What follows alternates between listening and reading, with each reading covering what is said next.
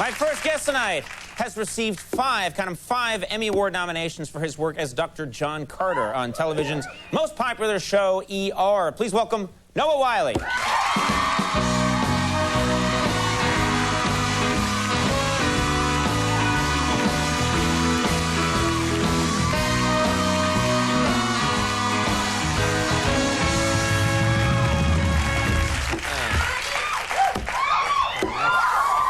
Good to have you. Nice to be here. All right, ladies, please. Ladies, I'll be here all night. Cuckoo. They can't get enough Conan. All right. How are you? Can't blame him. Yeah, I'm well. Can't I'm very blame well. him. Nice to have you with us. Nice to be back. First of all, the show's doing great. It's one of those shows that just keeps like... It's a juggernaut. 90 million Americans watch it every week, which is incredible. I just made that up. I don't think...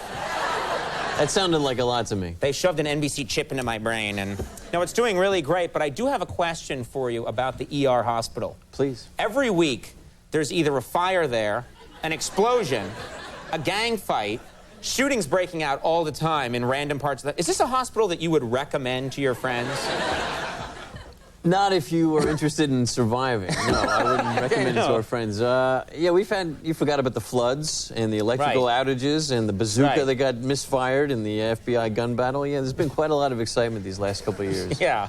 There must be a hospital right next to the ER hospital. You don't want to go to the ER hospital, especially during sweeps period, I've decided. Right, because whenever... Those are the most dangerous times to be in our hospital. It's funny, there's the sweeps where all the networks have to get their biggest ratings, and in November, the ER hospital, I mean, a lot of places go insane, but the ER hospital is always like, tonight, an atom bomb is having a baby. What? Why would an atom bomb have a baby? In November. Right. Yeah. Now, you've done it, it's been 7 years. 7 years we've been doing this show. And you must, in that time, because it used to be TV shows just sort of made up gobbledygook, but ER has been known for always using real medical knowledge and real medical techniques. In 7 years, you must actually know a lot of medicine right now. 7 years, one more year, I could have actually gone to medical school and become a real doctor. Do you ever find it like just coming up? I would think it would just come up every now and then in conversation. I mean, yes, actually, through osmosis or just repetition, you do pick up certain procedures or terminologies. And my mother's a nurse, my sister's a veterinarian, and when they're in their medicalese conversations, I find that I'm able to follow along and ask about, you know, whether or not CBC is called for or the platelets were okay. You know. You should just wander into hospitals every now and then and say, 7 cc's of hydrochlorophyll right there. Hydrochlorophyll? Or, I love the word stat, too. Stat's a good word. Stat's a good word. I wish I could use that in my everyday life. I want another onion bagel. Stat! Stat! It doesn't work outside the hospital. Believe me, I've tried. Have you really? Is there any place where you'd actually try and use those skills at all? Where I would try and use stat? Well, no, just any of your medical knowledge. Like, you probably actually, if you were in like a war, and like any place where scarring wasn't a big consideration, you know? Where you could get in there and actually do something. Yeah, my theory is that the human body is not as frail as we'd like to pretend that it is. And it actually is pretty resilient. Don't tell the patient that. No, they don't like to hear that stuff. Let me through, I'm an actor. Aggressive suturing or, you know, the ballpoint pen tracheotomy trick. Ooh, yeah, I never liked that. I might be able to do that. Yeah, don't do that to me. You might get overzealous, like I'm just choking a little bit, and you're like, time for a tracheotomy! That's my fear, is that I'd go the whole 9 yards where only a little bit is called for. Now, you did this live ER a while ago, which was very successful, but a real challenge, right? There was actually one scene, you had this very difficult scene, where they actually had a bit of a sort of a special effect that had to happen live. The puke scene. The puke scene, yes. How does this work? Tell us how it works. Well, we have a special effects supervisor named Scotty Forbes who loads up, we call it a barf cannon, but I'm sure there's another appropriate term for it. There's a thing called a barf cannon? And why don't fraternities have this thing by now? I'm sure they do. They just call it something else. But it's get to the barf cannon right away. That you can rig so that the hose sort of sticks out of an actor's, you know, under here. And so if you're me, you know, I can get in like this, and then at the appropriate moment, just let it all shoot out all over you. Are there method actors who insist on really throwing up all over you? I'm not using a barf cannon.